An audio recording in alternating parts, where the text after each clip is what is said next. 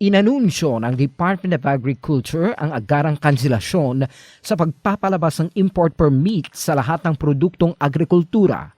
Sa ginanap na press conference sa tanggapan ng DA, iginiit ni Agriculture Secretary Manny Piñol na layunin ng ahensya na tuldukan ang nagaganap na talamak na smuggling at technical smuggling. The cancellation will be effective immediately, but the reissuance of new permits will be done immediately, so that there will be no disruption on the economic activities.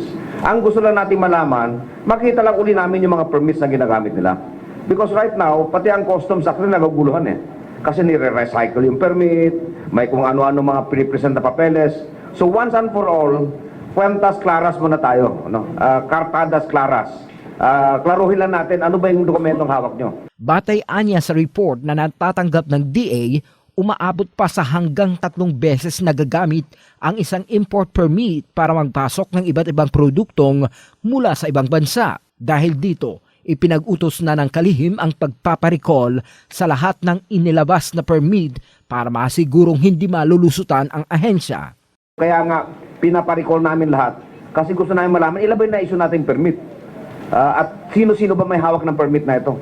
Kasi I have this information na sometimes one individual would have as many as 7 permits, no?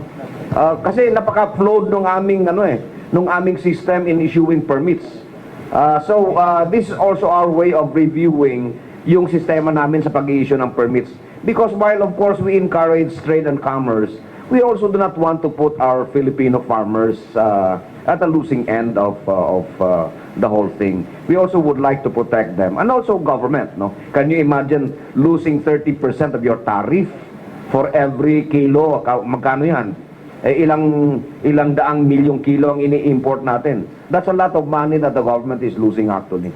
Ngayong araw ay nakatakdang permahan naman ni Piñol ang Memorandum of Cancellation na ipadadala kay Bureau of Customs Commissioner Nicanor Faeldon. Ricky Brosas, Radyo Inquirer 990, bayang nagtatanong, mamamayang nag-usisa.